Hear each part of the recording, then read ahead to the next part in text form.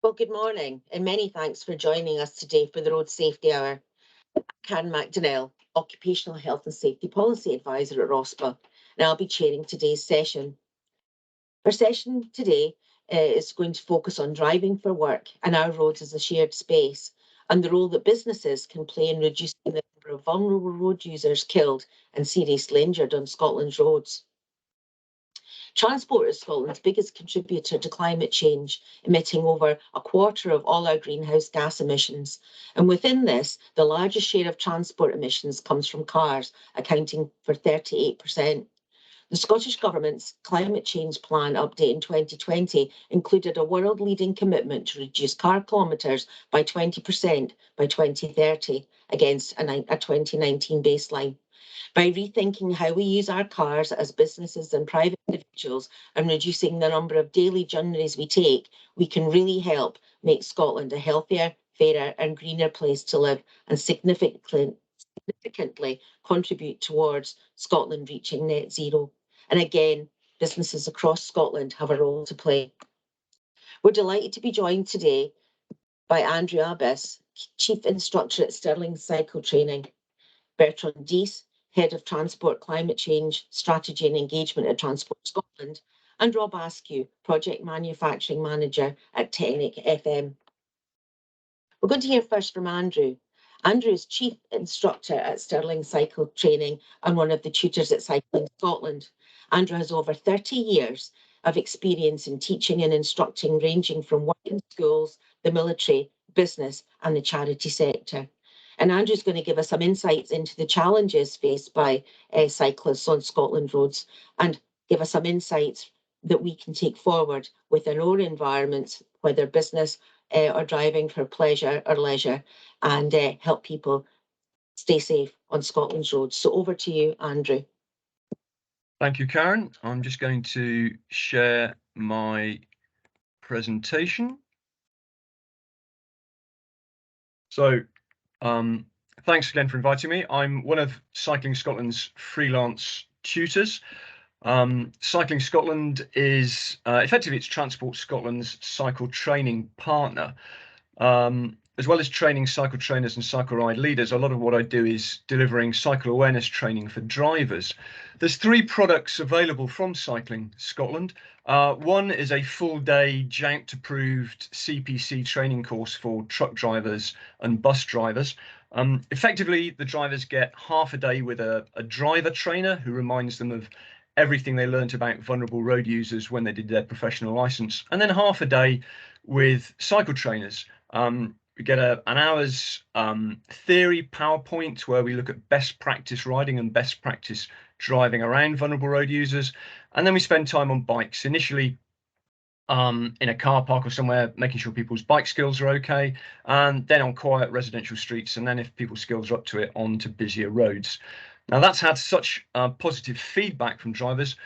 We then developed a half-day course that's not CPC approved, but ideal for young drivers, learner drivers, fleet drivers. And that's basically, it's the bit with the cycle trainers. So it's the hour PowerPoint theory and then out on bikes. And then further developed from that, we now have a 1 hour, just the theory PowerPoint course. That's very popular with schools and colleges, S5, S6 students, young drivers. And also we've been delivering it as CPD for driving instructors, and again very positive feedback from driving instructors who've said they've learned things and that they've changed their lesson plans. So I'm now going to share with you some of the slides and videos that we use.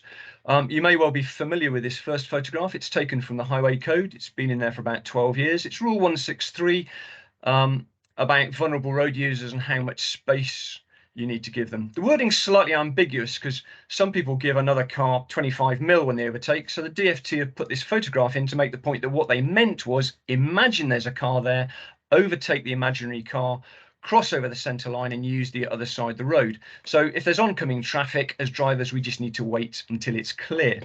We talk about the positioning of the cyclist. There's a metre gap there, why that's useful, especially as a sort of safety zone to move into if a vehicle does come by too close.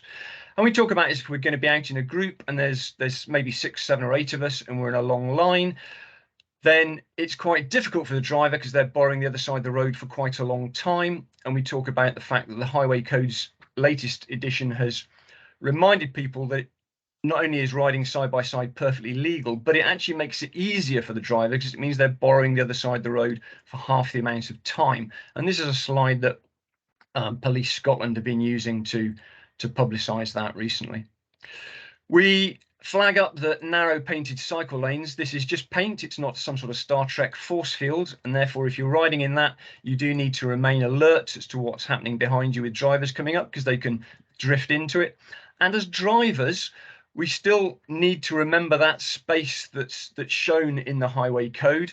The latest Highway Code is given a bit more detail about that gap. It's saying that it should be 2 meters if it's a pedestrian, 2 meters if it's a horse and travel less than 10 miles an hour. And if it's a cyclist, at least 1.5 meters if you're traveling at 30 miles an hour and more if you're going faster. So if you need to then move over, even if there's a cycle lane there, then that's something we need to do. And if there's oncoming traffic, then we need to wait. Sometimes there's traffic furniture, which means that we can't borrow the other side of the road to overtake, in which case cyclists are advised at this point not to ride that sort of meter out from the curb, but to move to the centre of the lane. Not the middle of the road, but the centre of the lane. We call that the primary position. And obviously you don't just drift out to the centre of the road as a rider. You need to look before you signal and then look before you change direction. You need to be looking far enough up the road that you see the traffic island, the hazard, in time to manage that manoeuvre. And if you haven't managed to move out, then we advise stopping short of it, not creeping on and hoping everything's okay. And if you're a driver and you see a cyclist creeping by the curb by one of these traffic islands, then don't overtake. There isn't room to move over to the side of the road. So again, it's one of those situations where we just need to wait. And although we've been telling cyclists about this primary position for a dozen years, the latest version of the Highway Code has started to tell drivers about it, and there's now some publicity information about that as well. We share some videos where we talk about what the cyclist could have done differently and what the driver could have done differently. So we ask people to say when they can first see the traffic island. And this situation, the back of the trailer gets incredibly close to the rider. In an ideal world, they'd have been looking further up the road, would have seen the island, would have done their look, signal, hands on the bars, checked that people responded to that and either moved out to that central position or bailed out. And again, if the driver had been looking further up the road, hopefully they'd have gone traffic island, bike, we're all going to meet together, and would have held back. So it's a lot of these basic things that are covered in the Highway Code look further up the road than you see the hazards earlier. We talk about changes to the new Highway Code. So in this screenshot here of a T-junction, it's always been the case if you're driving down the road and you're about to turn right into the side road, you've had to give way to traffic coming towards you and give way to pedestrians who are in the road. The new Highway Code says you also need to give way to pedestrians who are waiting to cross the road and cyclists who may be on a cycle path going straight on as well. And if you're coming out of the side road, again, you've always had to give way to vehicles on the main road, drivers and riders who are there. You've had to give way to pedestrians who are in the road, and now it's expected to give way to pedestrians who are waiting and cyclists who are waiting. Now, obviously, the Highway Code hasn't removed the green cross code, so pedestrians and cyclists still need to check that drivers are giving them priority, but they do have priority. And as drivers, we need to be, and riders at that point, if we're on the road, to give priority to the pedestrians and bikes who are going straight on. Another new thing in the Highway Code is the concept of parallel crossings at zebras. Not many people have seen these. This one's in Bridge of Allen. So if you're a pedestrian on the crossing, drivers and riders on the road must wait. If you're a cyclist on the parallel crossing, drivers and riders must wait.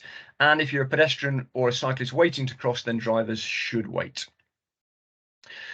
This is a cycle lane, and next to it, best practice, the highways officers have painted a hashed area here to keep cyclists away from the parked cars. Unfortunately, in an average year, 1 or 2 cyclists are killed and hundreds are injured being hit by car doors opened. So it's best practice, part of the Think Road Safety campaign. It's in the Highway Code, National Standard Cycle Training, all telling cyclists ride far enough away that you can't be hit if a door opens. The latest Highway Codes also said people inside the vehicle use the hand furthest from the door to open the door, so that you're twisting around and looking back towards the riders. But riders are advised not to rely on that, but just to ride far enough away that you can't be hit if a door opens. Next photograph's taken a few hundred meters down the road, and now the cycle lane is immediately next to the parked cars.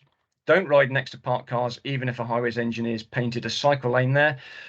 Make sure you're far enough away you can't be hit. That might put you on the white line, but then you're at risk of the lorry going past taking your arm off. So in this situation, ride central in that primary position. Now, you might have drivers who now don't understand why you're doing that, think there's a perfectly good cycle lane and might get angry. That's their problem. But if they end up 25 mil from your back wheel endangering you, then we'd advise pull in, stop and get rid of them. And as a driver, if you see a cyclist riding in the cycle lane, think, is this a good time to overtake them? It just takes one door to open and they're down on the ground in front of you. So think about, actually, should I just hang back here? But riders, don't let drivers bully you into riding in the door danger zone, because that's where cyclists die. This was a cycle show where the police were explaining to cyclists where the blind spot is on these big trucks, and they were saying, don't go into this black area surrounded by yellow. There's a good chance the driver doesn't know you're there. Now, this also maps perfectly over a zebra crossing, and the latest version of the highway code has told drivers of these big trucks to stop short of zebra crossings so they don't put their blind spot over the crossing. This is a very common feature you find at traffic lights. Advanced stop line creates a cycle box, and there's a cycle lane feeding up to it. Now, this is exactly the same size and shape as the blind spot on the large vehicle. So we spend a lot of time talking about when it's appropriate to use this facility and when it would be safer to wait at the back or to filter up on the other side where people can see you in the mirrors.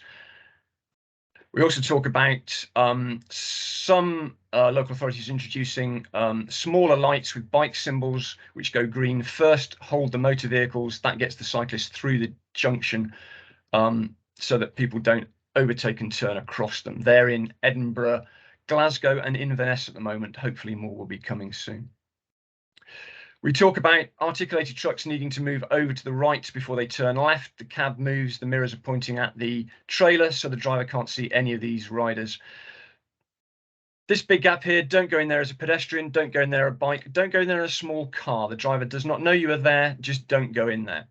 And as a cyclist, we'd recommend you don't stop by the curb either, but stop in the centre of the lane, that primary position, to encourage people to come up behind you and not drive up next to you and put you into their blind spot. We talk about when drivers need to give way at cycle lanes, bus lanes and tramways. So don't turn across people who are already in a bus lane, cycle lane or tramway. And riders, if that does happen, don't wave people across, because you might be waving people on bikes coming behind you into their path. So again, it's reinforcing the best practice in that situation would be to wait behind the rider rather than come up to next to them and stop. And then finally, we cover those basic things like check the space you're going to move into hasn't got somebody else moving into it. And if you're interested in any of this training, you can contact Cycling Scotland at training@cycling.scot. Some of that training's free, some of it there's a fee there, some of it they can train your driver trainers to deliver it, but I'm happy to take all questions at the end. Thank you very much. Thanks very much indeed for that, Andrew. If I could just ask people to pop questions in the chat, be absolutely delighted to have a conversation about them at the end of the session. I think that the phrase that jumped into my mind there when I was listening to your session is, I think it was Cycling UK, those with greater power have greater responsibility, you know, and that whole piece about our vulnerable road users. And the Think campaign that said travel like you know them.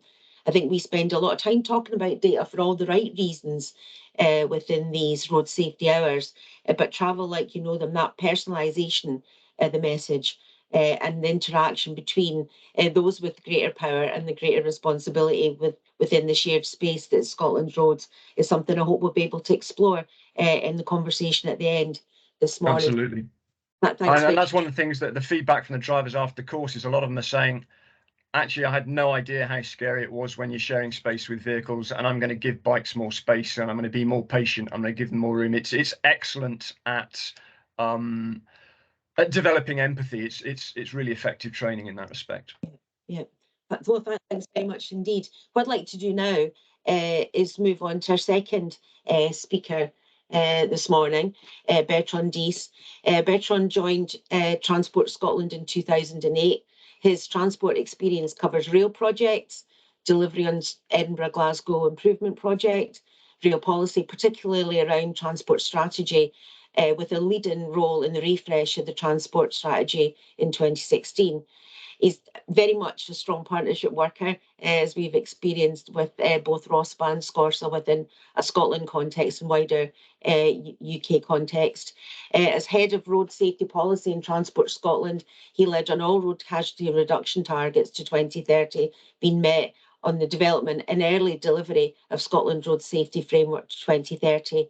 In his most recent post, climate change is his focus, and he is indeed head of transport climate change strategy and engagement, leading on the engagement approach needed, and this is one great way to share with the Scorsa network, the engagement approach needed to support the work on Scottish Government's climate change plan and the 20% reduction in work in car kilometres, aligning with a just transition approach. So over to you.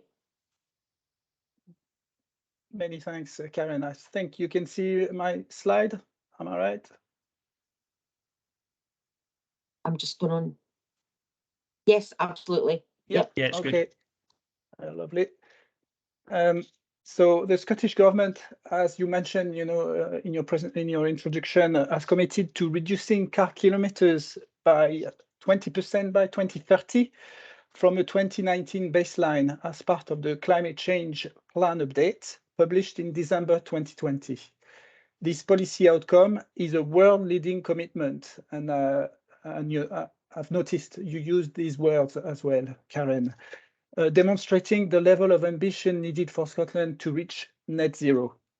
In January of this year, together with the Convention of Scottish Local Authorities, we published a route map that sets out how we will achieve a national reduction in car use.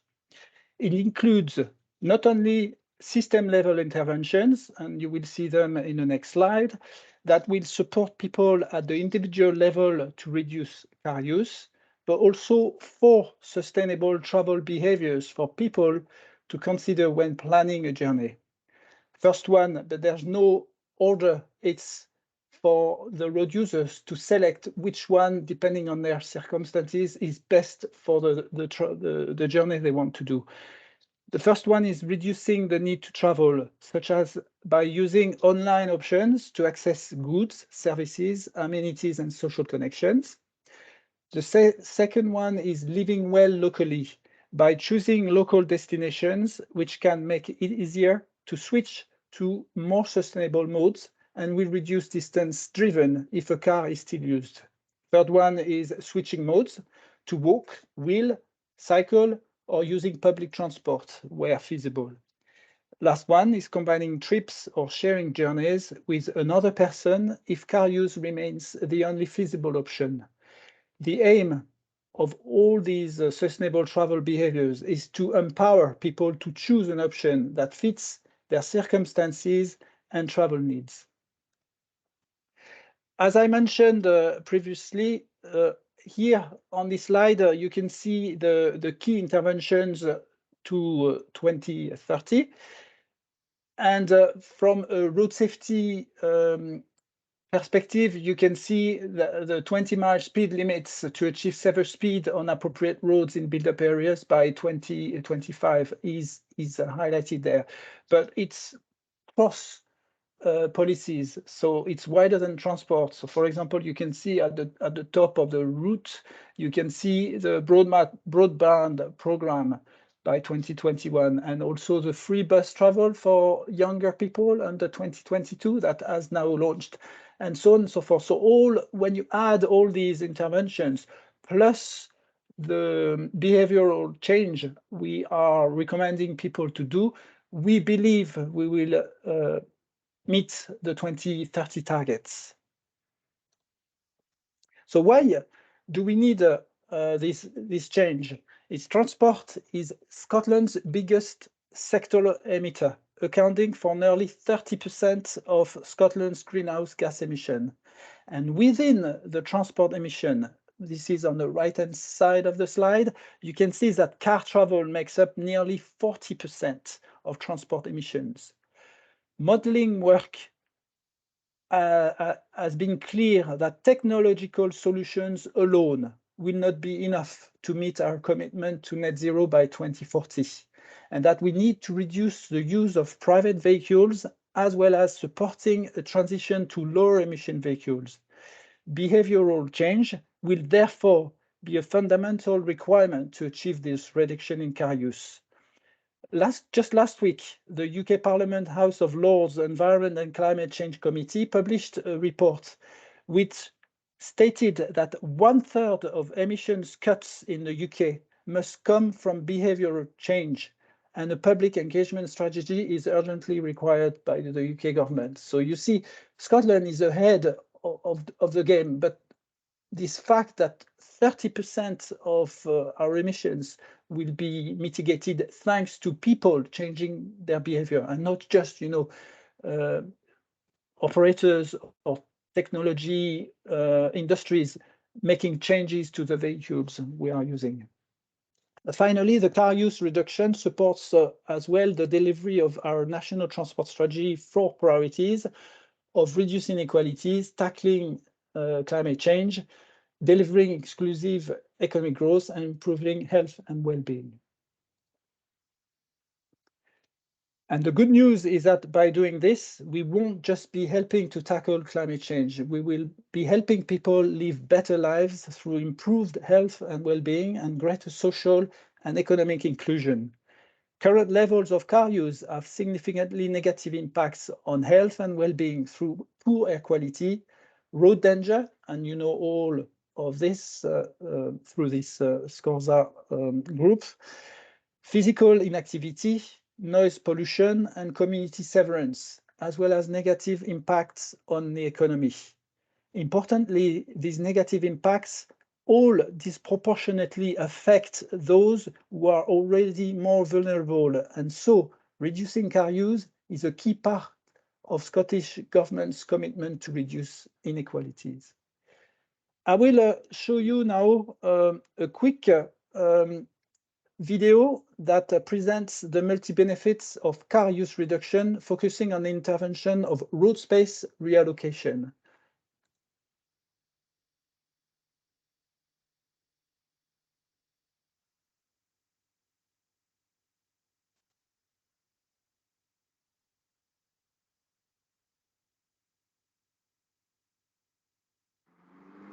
Car travel can negatively affect people's health. The effects include air pollution, greenhouse gas emissions, traffic noise, and traffic collisions. Having lots of cars on the road can also lead to communities being cut off by busy roads, loss of public space, and people not feeling safe. Some groups are more likely than others to be affected, like low-income communities, children, older people, and people with chronic health conditions.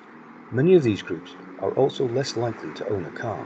One way to reduce these effects and the inequalities that result is to reallocate road space away from cars to other uses.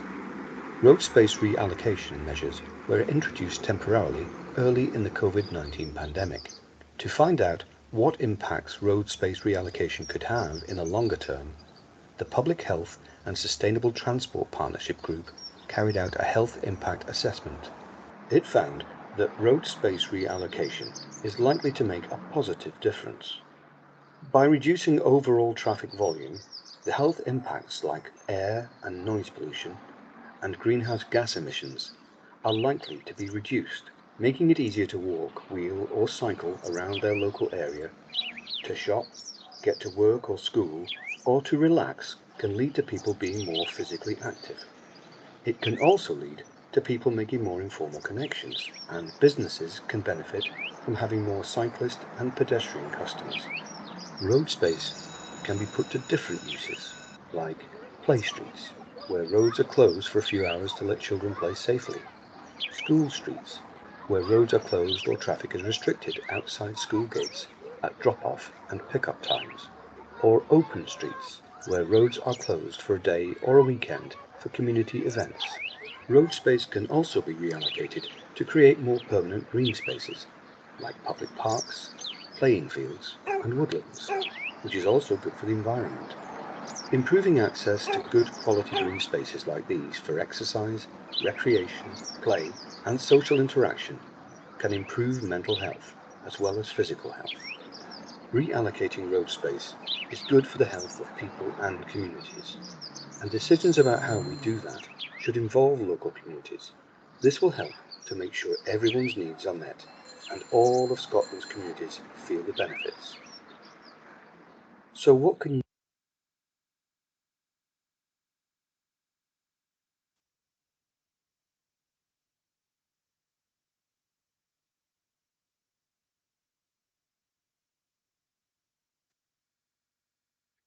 So now I will show two slides about where we are in the car usage so that you get a better understanding of why we came up with this target of 20% reduction.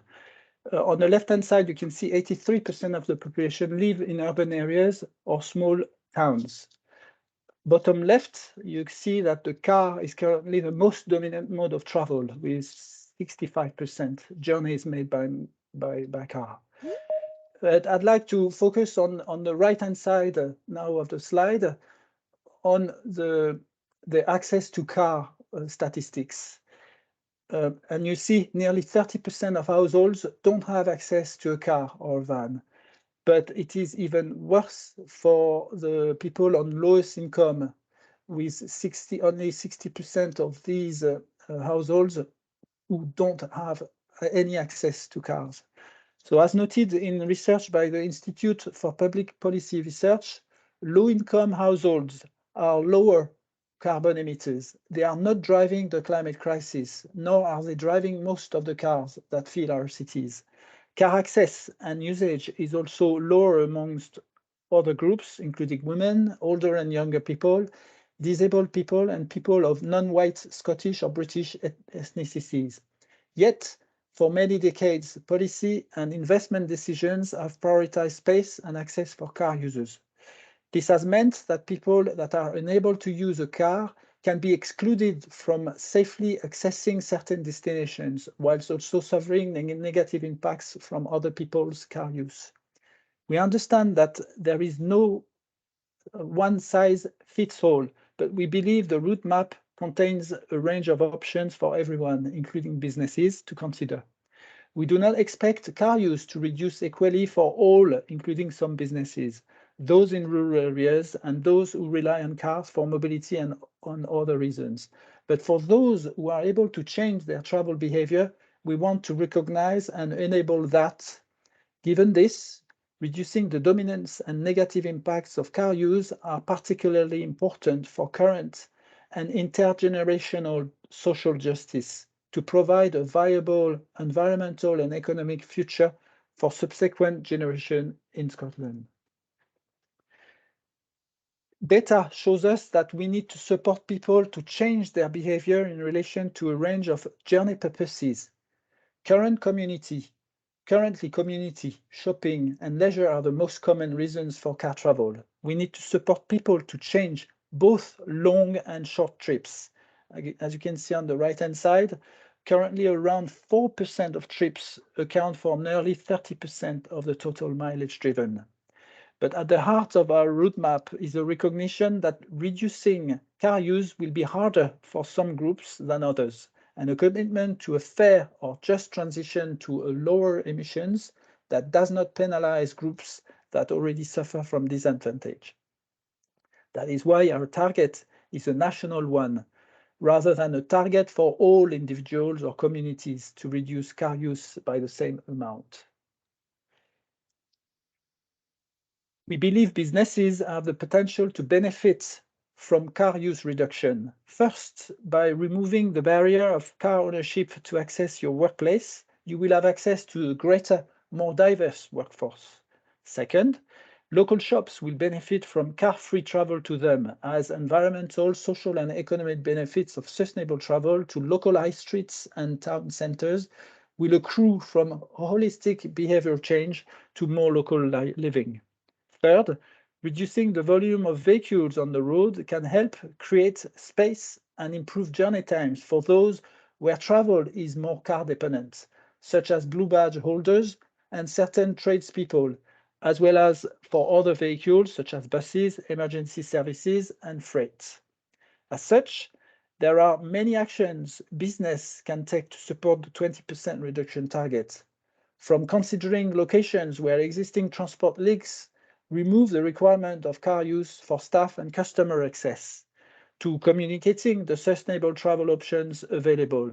Business could also reappraise their business travel needs through greater use of digital technology and video conferencing.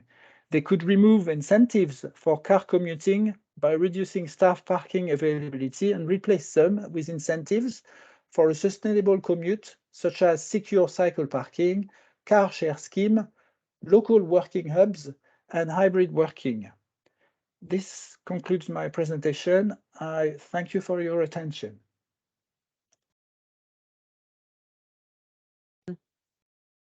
Thanks very much indeed for that, Bertrand. I'm a great believer in whole system thinking, and I think that the audience today and the people who listen to the recording will also see the importance of just that reconfiguring and rethinking how we use vehicles for work or for leisure purposes. I remember about 1996, one of my colleagues, Roger Bibbings, who is a great advocate of managing occupational road risks, as you would any other risk to your organisation, talking about meeting without moving. And it was just like this big tumbleweed moment, you know, like meeting without moving. What does that mean? And having these virtual conversations, you know, where we're not using vehicles or any type of transport to get from A to B. So there certainly is that opportunity to meet without moving, and the greater use of technology all blends together in that presentation. So thanks very much indeed for that. What I'm going to do now is there's some comments in the chat that we can pick up. But when we had the Scottish Steering Group meeting last week, one of the steering group members is John Johnson from Technic FM, and he mentioned an innovation that's been put in place by their organisation to help change the way people use vehicles to work, for work.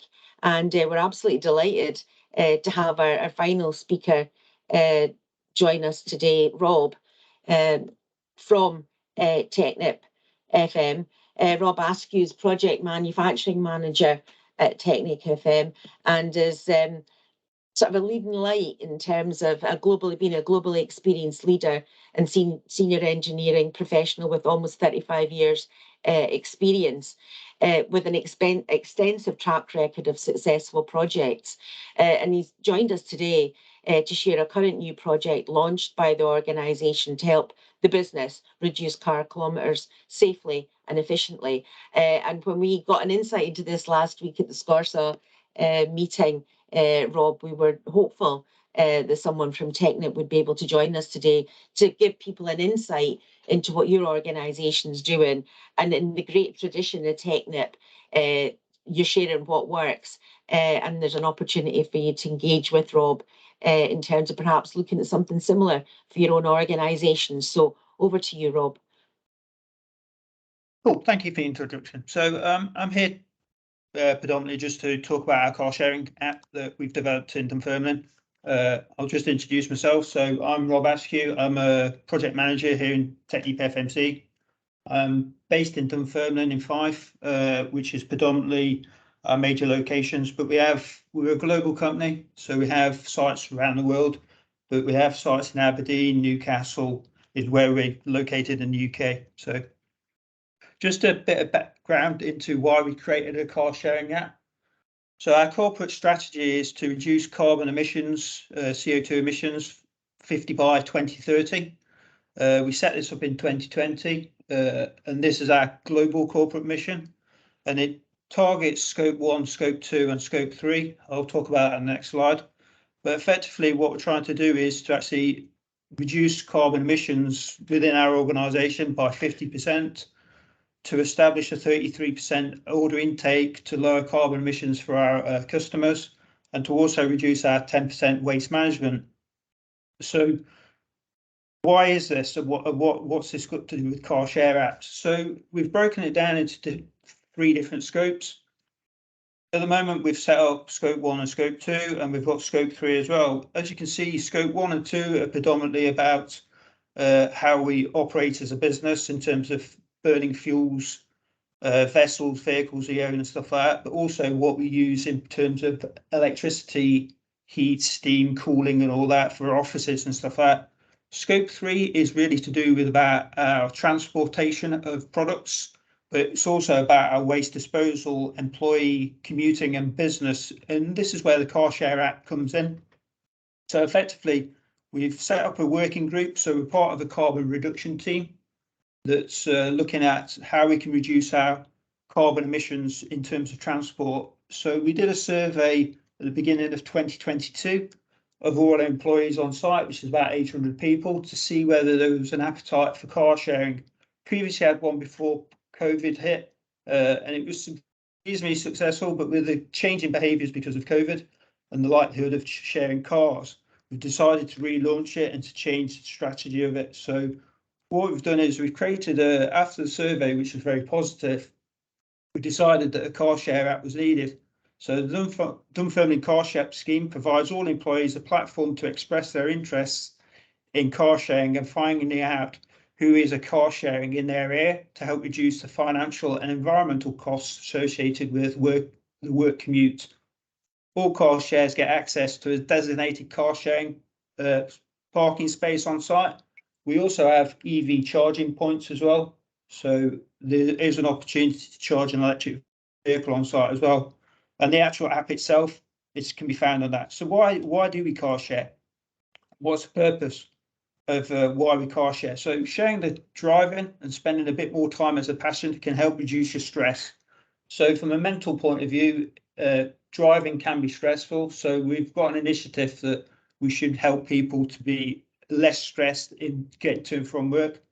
Having someone else in the car whilst you're driving can make the journey much more pleasant. You can chat about different pieces of it, so it's more relaxing. And most importantly, car sharing takes cars off the road, helping to reduce CO2 emissions alongside reducing traffic and conflicts. So by reducing the number of cars on the road, there's less conflicts. So we recognise as a business that if we can play our part in actually reducing cars on the thing by using car sharing app, then this is a good thing. So the actual launch of the car sharing app. So we've developed a car sharing app, and this is what it looks like. So it's actually quite interactive. I'm going to actually go into that and show you how it works.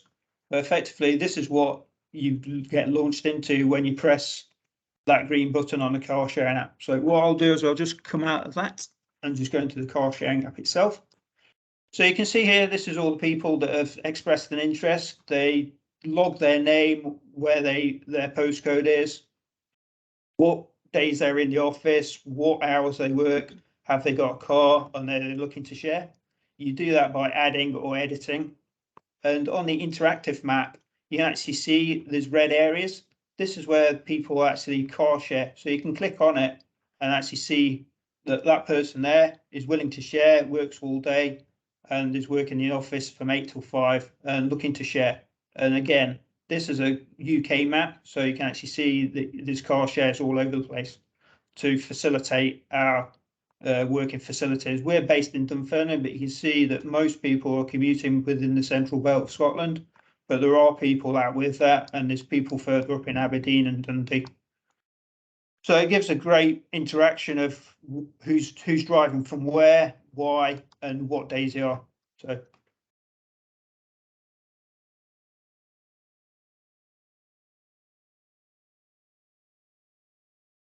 So that's all we have. So thoughts. So that's effectively our car sharing app, something that we developed internally through our people here. It's not our full-time job. This is part of our secondments. So we get to do good stuff like this and interact with different pieces. But the car share app's up and live now in the Dunfermline, Newcastle and Aberdeen sites, and anyone can use it. It's on our front page, our corporate front page.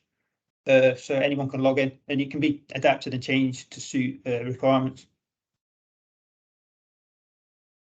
Well, thanks very much indeed for that, Rob. I was scribbling furiously that whole piece about just providing a platform.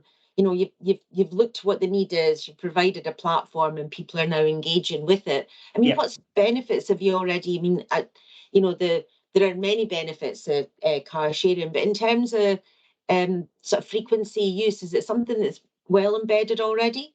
Yes, so there's people sharing. We have dedicated car sharing, car parking share points where they can park the car, and they're full at the moment. So we're looking to expand those.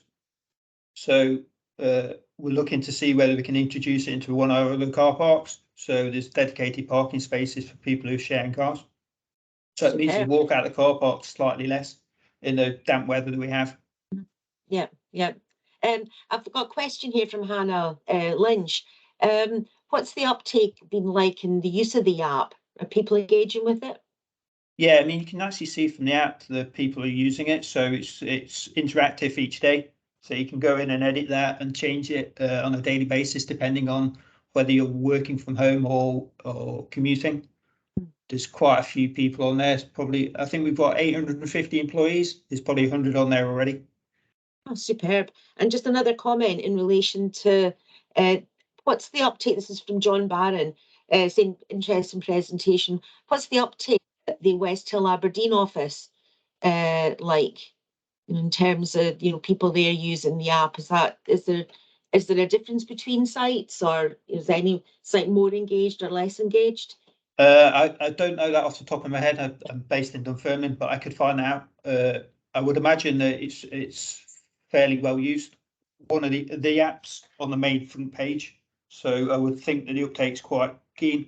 And as a business from site to site between Dunfermline, Aberdeen, and Newcastle, we share best practice. So we actually speak with the facilities managers on a weekly basis to get an update from them. So. Oh, perfect. And then just very quickly, in terms of if others in the Scorsa network wanted to talk about how this works for you in a bit more detail, or to get some insights on how to build something like this, is that something that you'd have the capacity to engage around? Yeah, absolutely. Yeah, we're happy to share how we've created that app. I'm no expert in apps. Somebody created it for me. But yeah, we could get somebody to talk you through that and how we built it. Absolutely. Perfect. Oh, that's superb. Well, thanks very much indeed. So I think we'll move on now and sort of perhaps have a conversation between our speakers around what's been discussed. There's been lots of comments in the chat. Really enjoyed the presentation on the new highway code rules, and something that we really do need to keep promoting is a comment from Kelly Wiltshire, and really that whole piece about aiming training at drivers so that they understand the rules of the road, and this whole piece about primary positioning, cycling side by side, and very much about the blind spots, because every time you see that image of where the blind spot is with one of these large vehicles, it certainly is quite startling. So if we get any comments, Bertrand, particularly yourself, in relation to that and how that could help advance the thinking in relation to the reduction in car miles within Scotland? I think, as I said in my last slide, you know, one of the initiatives businesses could put in place to support us in achieving the 20% reduction was definitively a car share scheme. So very delighted to see what technique FMC came up with. Really good. Thanks very much indeed for that. And of course, if we're looking at reduction in car miles, there'll be a concomitant benefit for the cycling community, I would suggest, Andrew. I mean, absolutely. I mean, in many ways, if we want mass cycling, whenever surveys are done, the thing that puts people off who want to cycle, taking up cycling, is needing to share space with motor vehicles. So the cycle by design changes that are very much saying let's have space for pedestrians, space for bikes, space for motor vehicles is the way to go. But that's going to take a while to retrofit all roads. So certainly additional training and reducing motor vehicle mileage will help in the meantime. The other thing is that if people, employers are interested in promoting cycling to their employees, another program that Cycling Scotland has is their Cycle Friendly Employer program, where there's a checklist of things that you can do to improve things for employees and customers, and it's a matter of working through. Do you have cycle parking? Do you provide training? Is there somewhere for people to put their wet gear? But there's also funding available to help people achieve those outcomes, and again, that funding can be used to deliver training or to train the trainers within your organisation. So certainly, if people are interested, the Cycle Friendly Employer can unlock funding to help businesses along that pathway. I'm thinking that's something that we can cover in an upcoming edition of the newsletter, and perhaps approach you just to give us some highlights to encourage people to come forward. Scotia's just recently reviewed guidance on biking for work, as in powered two-wheelers, but I'm thinking also there's an opportunity for us to just keep highlighting those who cycle for or to work, particularly those in those sort of emerging areas, like gig and platform working, and how we support those people to have the space appropriately shared with them on Scotland's roads. We've got lots of comments really about the content that you produced, delivered for us in relation to the highway code. I've got a comment here from Alan Mauchlan about decision making on a Scotland-wide level in relation to strategic decision making, and as somebody living in a town and travelling using public transport becoming a little bit more challenging as a consequence of cutbacks. So do we know if more people have actually moved back to using public transport the way they did before the pandemic, for example, Bertrand? I am not completely sure, especially at the local level, what happened. I think various local authorities will have different trends, but we know that yes, bus operators really struggle at the moment due to the cost of living, and yes, it may look a little bit not aligned what we are trying to promote. More bus services. And the reality on the ground. However, we believe things will improve going forward. I think that it's really interesting. I pay a lot of attention to bus travel now that I've sort of got a park and ride very close to our home, so that we've changed the way that we use public transport over recent years, and it is about how we influence each other in this whole piece about how business can influence perhaps their supply chains to do things differently.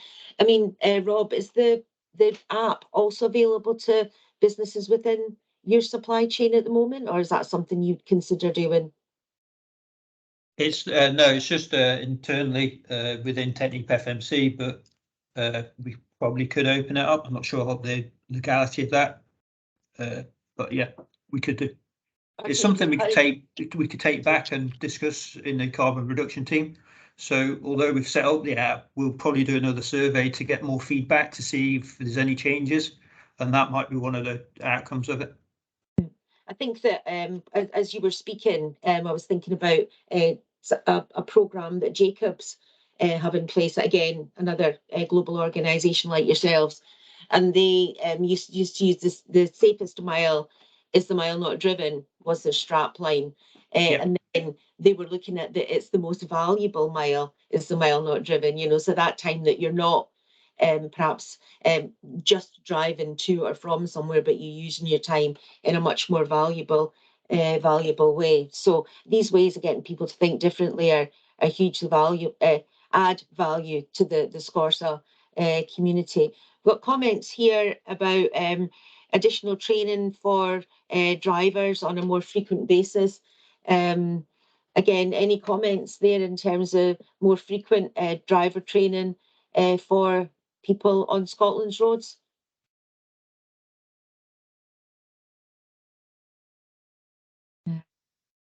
Just a comment here about surprised that DFT hasn't introduced more frequent tests, perhaps to resit your theory every 10 years when resitting your theory every 10 years when renewing your photo card works, and also resitting theory after getting points on licence. Any comments from people here today? And a comment here from Dermot McGonigal for Bertrand. Are Transport Scotland monitoring progress towards the 20% reduction target year on year? So the short answer is yes, we are monitoring on a yearly basis, you know, through the Scottish transport statistics, but we want to have a stronger monitoring framework within the new route map. So we have taken on board what the public consultation responses told us when we went into public consultation, and we are finalizing, you know, the route map, hopefully with a stronger monitoring framework. So to respond to Dermot, it's yes, at the high level, you know, 20% numbers, and not yet as far as the more granular monitoring, but we want to monitor much better going forward. Our own modeling work tells us anyhow that we won't see a huge reduction before 2025. So there's, you know, in a way, there's no need. It doesn't make sense really, you know, to monitor this until 2025, when we're going to see all these different national interventions being rolled out and will make effect. But nonetheless, we are still looking at the high level number on a yearly basis. Thanks very much indeed for that, Bertrand. Well, we're coming to the end of the session today. There's no more comments. Please do post comments for the next moment or two if there are comments or questions you'd like to ask. I'll just give you some insight into what's coming up next time on the Road Safety Hour. The next Road Safety Hour will be on the 15th of November, and our focus will be on LGV drivers from a safe and healthy driver perspective, reporting back on some research that's been done by Loughborough University, and with very significant